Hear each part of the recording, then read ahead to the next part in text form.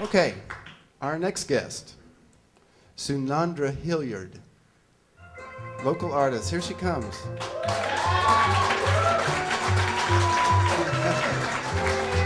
well, you got a great smile too. This is fun. This is fun. So, your paintings on the wall.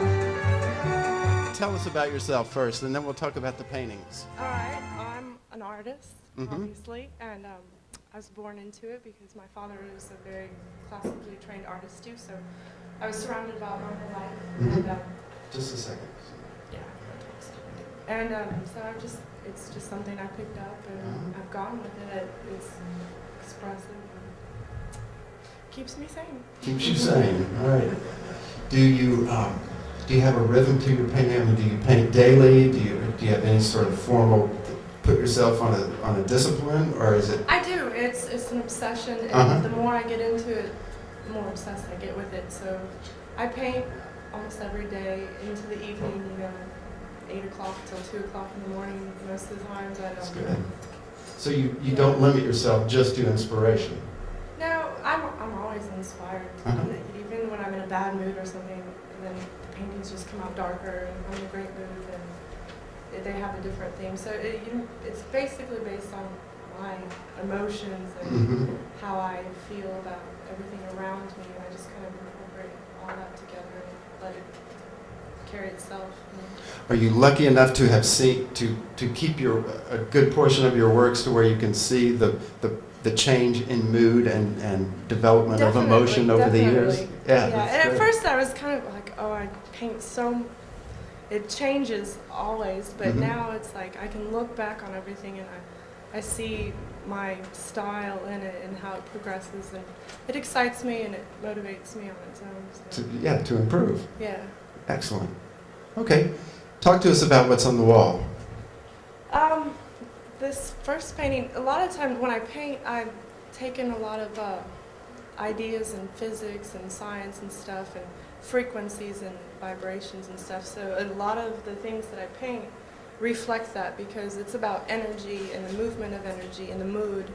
And I use monochromatic colors a lot of times because it's more potent if I'm trying to portray an emotion to single out a color, because each color is kind of represented in that emotion or for an emotion. So this first one I named Frequency Blue because it's a more of a meditative frequency, and I don't know if you can tell, but I put figures and stuff into it, just like as a gesture, to portray like we're a community and we all share the same frequency of emotions.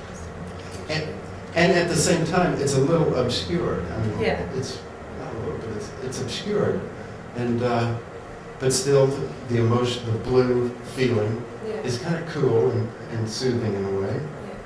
For me, at least. Yeah. Well, I keep it open so you can see what you want to see and pull out of it what you want to pull out of it. At the same time, put on my little figures and keep on. Good. Good. What about dreams? Ever pay attention to your dreams? I always love that, asking artists that. Not really. Actually, speaking of dreams, I did have a dream this morning, and usually they're just dreams. I don't incorporate them into anything. But in my dream, there was a guy in it, and it had a white pencil mark over it. So that's like the very first time I've ever had a dream that's inspired me to paint. It's actually amazing. A white pencil mark over it? Yeah, just like sketchy marks to show like he's got energy around him moving and stuff. So, and since I'm into movement and energy and colors and stuff, then I was going to use that. That's good. And also you can remember, dreams are visual, which is obvious, but there's also emotional content to dreams. In other words, if you write down a dream or two, and then you'll notice that you'll say, well, when such and such happened, it made me feel, scared or lonely or something like that. So there's emotional content to dreams that may be fun for you to play with also. Yeah. I don't know. I've never really put the two together. Uh-huh. So. Wait. Okay. Tell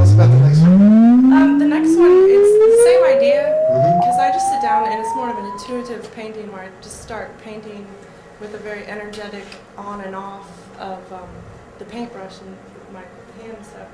And it came out being of a landscape type thing. I named it Eden because it looks like it's fresh landscape that has never been touched before, and using obviously the green and the blue colors and stuff. Right. Yeah, it's a little bit impressionistic, a little abstract all at the same time. Yeah. Mm-hmm. So Good. it's not necessarily a landscape, but when you sit down and you look at it, and you're like, oh, that looks like. That's what it reminded me of first glance. Yeah. What do you use? Oils? Or I use oil painting and a little bit of. I put some glitter and Uh-huh. crush up some stones and stuff sometimes and put that in. Good. So try to get it textured. I like the texture. Excellent. You want to go to the next one?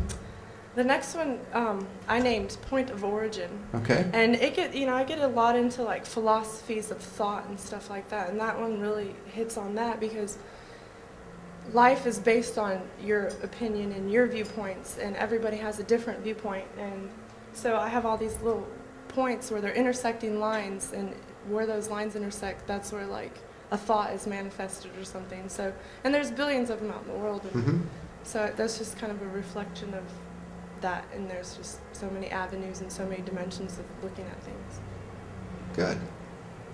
And, The next one is a little bit difficult to see from here, but it's a little different. That one I named, oh goodness, the opposite, on the other side of illusion. So as if, we see all this manifested world, and the Matrix, like that movie, you Mhm. see all the computer screens. So it's kind of got that same vibe if you were on the other side and you had a clear consciousness and you could see all this as an illusion, it'd start breaking down.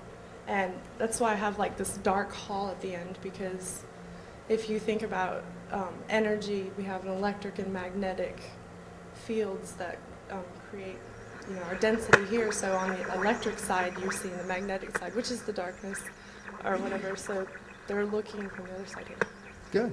or something like that. Okay, great. And the last one there, the dark blue? The last one, that kind of goes with the same theme as the first one, Mhm. where I've got people and they're different sizes. I named it Ageless because it's got children and adults, and it talks about community and everybody coming together, Mm-hmm. sharing the same vibes and same frequencies of what's going on. and Excellent. Keep it, yes. Do you dream in color or black and white? I dream in color. Most of the time? Yeah, I've never had a black and white dream. This is the first dream I had too, with like artwork in it, where I was drawing over people in my dream. So what's next for you? Everything. I Okay. don't know. I'm really into. I have very liberal parents, so I'm into a lot of metaphysical and Mm-hmm. alternative theories and everything. So I'm doing a series called Human, HUE-MAN, talking about like our energies and the colors we carry that characterize our personalities and stuff like that. So I'm kind of taking that theme and going it, because it's a nice transition from everything else. That's that we're good. doing. Have you showed anywhere else? I've just moved up here from Houston, Uh-huh. so I've showed in Houston for a few years, and then I moved up to Denton to go back to school. Good. And I've got a couple venues up there that I keep my stuff posted up, and Mm-hmm. I'm new on the scene up here, so I'm getting established. Well, that's great. That's great. Well, welcome to town. Thank I you. hope you do wonderful things here. And Dallas needs great artists, so you'll fit in. Thank you. Thanks very much. Okay.